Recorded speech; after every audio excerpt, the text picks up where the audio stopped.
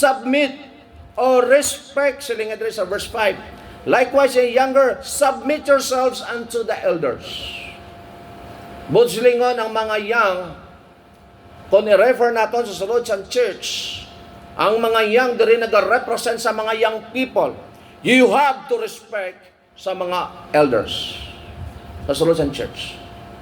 Nagapakita diri mga utod nga kinanglanon naton magpasakop sa mga elders. Hindi pwede nga sa sulod sa church i-exercise naton ang aton nga authority bisan mga young pakita sa aton nga mga elders. I-respect naton. Tagaan naton kuno sang bugat ini nga nagasiling si Pedro diri mga pamatanon sila niya. Magpasakop kamo sa mga nakaedad sa inyo. Ang mga yang magapabilin nga magarespeto sa nagakaedad sa sulod sang church, even sa mga susyudad o sa aton palibot. Inabala makilala ka nga Christian ka. Kay kalaway siguro nga sa kakakristohanon, way kagarespeto even sa imo nga kaingon balay. Amen. Subot silingon silingan diri kon i-apply naton sa sulod sa church mga utod, magpasakop kita, mag-submit kita sa mga nakaedad sa aton or sa mga tawo nga gintugyanan sang Dios. Labi kaglabaw sa imong nga pastor utod. Nanamiyan ko sang hambal sa isa ka pastor.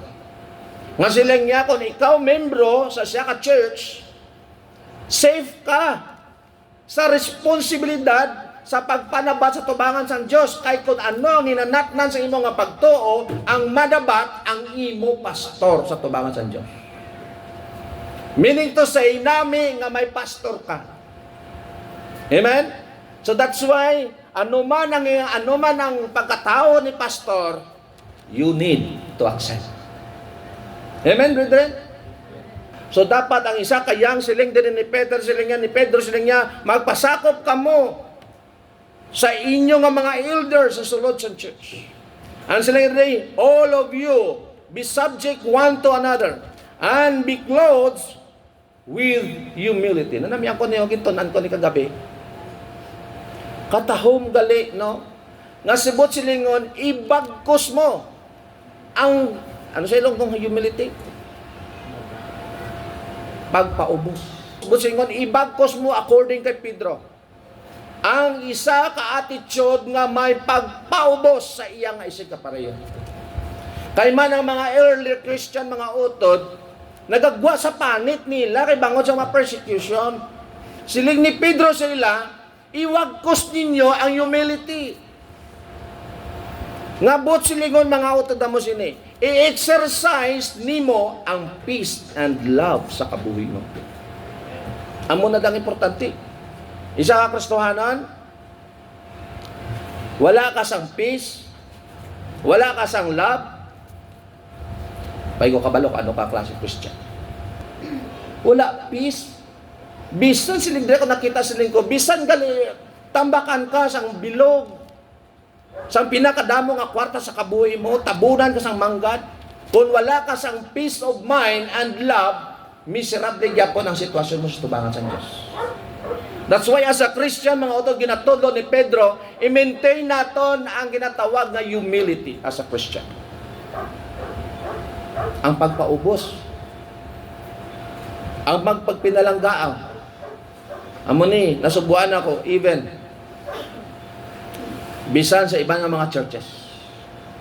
Nga ang isa ka church kagamo. Nga kagamo, answer me. Because wala sang humility. Amen? Isa kag isa gusto tamdon nga hari. Isa kag isa ga-assert ang ila authority. Op, ano ka? Damo kwarta ko sa imo. Op, mas maalam ko sa imo. You have to submit. Makon mo, amo na. That's why nagagamo ang church. Sila nga diri, clothes with humility, kay nga aman ariho. For God resisted the proud. Tandaan ta kita. Look at your Bible. And give it grace to the humble. You want blessing? If you want blessing, please maintain your humbleness. Amo na ang balya, tibos yung promisa niya sa Ginoo. ang pulong sa Diyos tuod-tuod gid. Kapati kada. Ang pulong sa Diyos tuod-tuod gid. Butslingon kung anong nagwa sa mga bibig sang Diyos, matabo gid sa aton. Ano man ang promesa sang Diyos sa mga anak niya, tumanon niya. That's why siling niya, sabdungon ako ng mga tao nga tikalon. Kag i-lift up ko ang mga tao nga nagapaubos. Verse 6. Ano hambayan sa mga early Christian? Humble yourselves therefore under the mighty hand. Naminamihan ko niyo kagabi ka. Tiyo-tuyo lang ko pura mo ni gapukaw sa hakon no, sa mga tinagas ang Ginoo nga slingedri. Hambal ni Pedro ni magpaubos ka mo sa inyong kaugalingon. Magpasakop ka mo sa gahom sang kamot sang Dios. Butsilingon, anong butsilingon diri ni Pedro mga otot? Anong butsilingon niya? Mapaidalom kita sa gahom sang Dios. Hindi ta pwede magribata sa pulong sa Diyos. Hindi ta pwede kontrahon ng Diyos. May mga discouragement sa sulod sa church uto, dayon mo walk out, dayon mo quit sa buluhaton sang Ginoo. Mga utod, Diyos ang gin-walk outan mo, hindi si pastor. Because I am only bringing the word of God. Ang ginsugo sang Ginoo. So that's why mga utod talupang doon nato, magpasakop kita sa kamot sang Diyos. Do you agree? Wala imposible sa Diyos. Abi mo daw kabudlay ka siya. No. Ihatag sa Ginoo. Te pastor gin sa batang pangamuyo mo, wala pa. Maabot ang tinyo nga sabton sa Ginoo.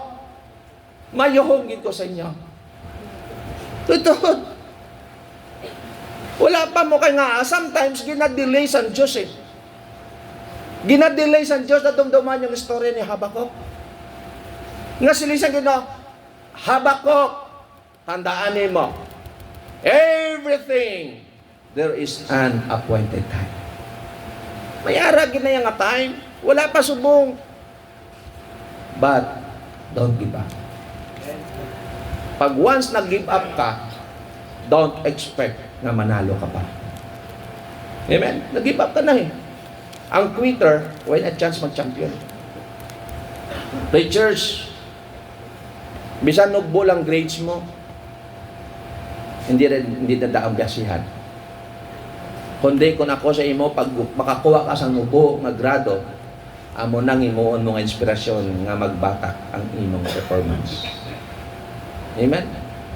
Hindi mag-discourage. Don't give up. Kung isa ka preacher, hindi ko tanya ano yung magwali mo. Nga man, unprepared ko. Unprepared. Wake up! Bangon! Kung sa tinga galuya ka nga, ka-discourage ka, dira ka pag-ibato. Kay man, mangin masinulubon si Satanas kung gin-overcome mo ang kaluyahan mo.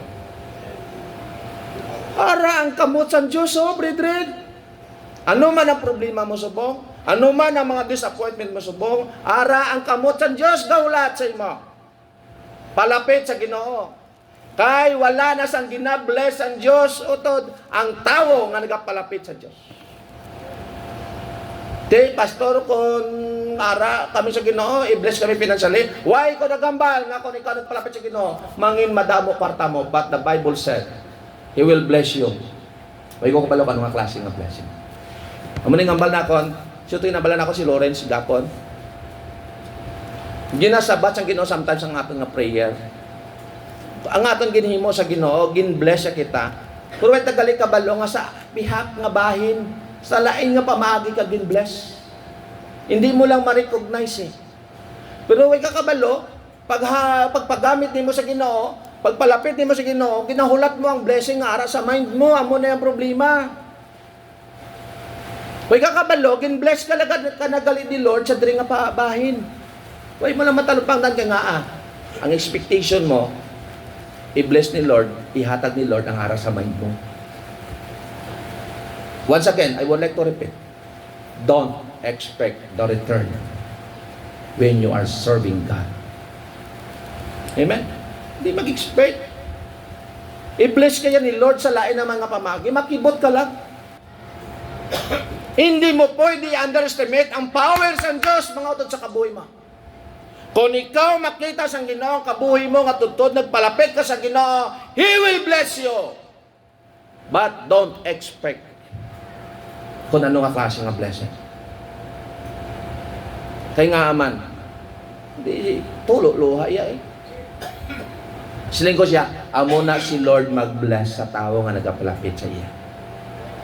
Why kakabalo, base sa pagsunod nimo magbukas ang ginharian sang Diyos nga blessing for you.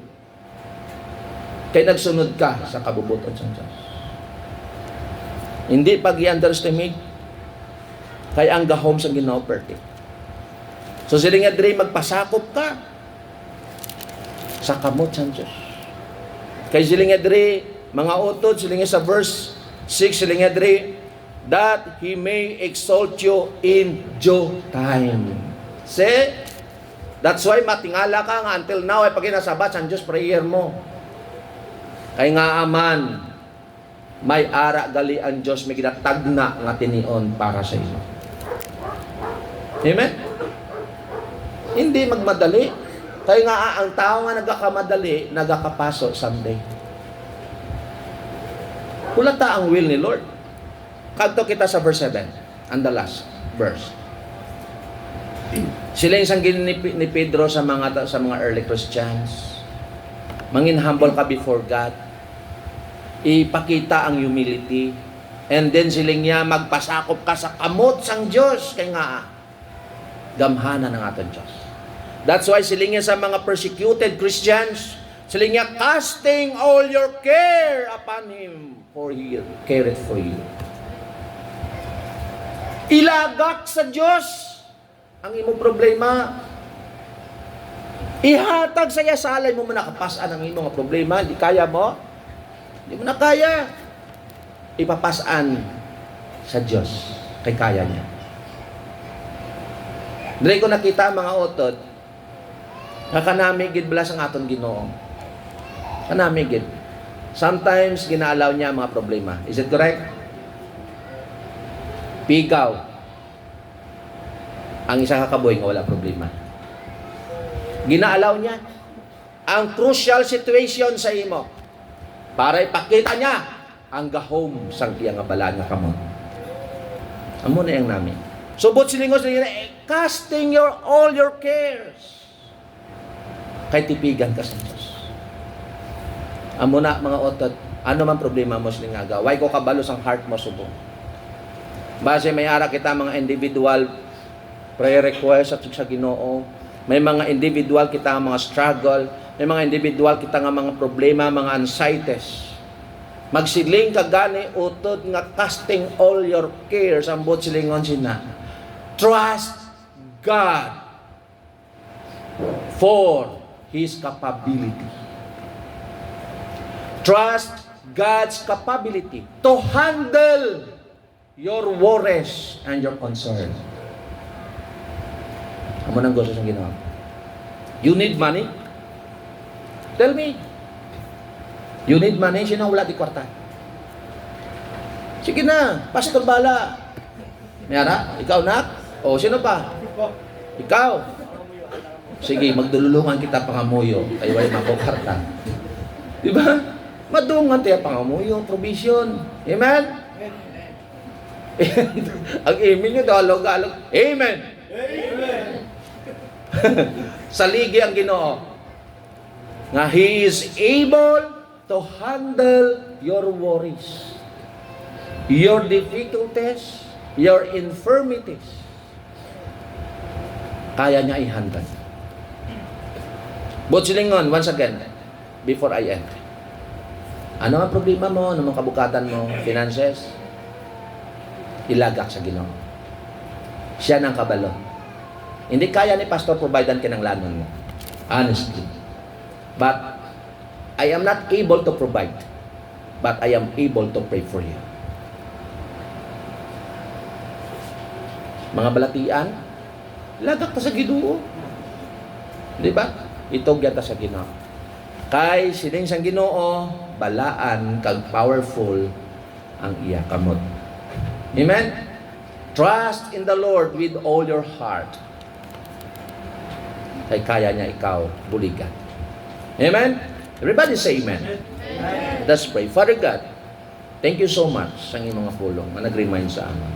Salamat o Diyos ang sinulatan ni Pedro na nakahatag sa amon encouragement. Gani Ginoo, kabahay nga mag-intervene ikaw sa amin. Buligay kami tanan o Ginoo sa mga kinanglanon naman. Wala kami Ginoo sang ideya kung paano, but Lord, kay balo kami nga ikaw nakaplano sa imo ang imo nga mga tinutuyo para sa amin. Gani Lord, once again, thank you so much Lord. Thank you for thy faithfulness and thy love for us. In Jesus' name we pray. Amen and amen. Okay? Are you still awake? Okay.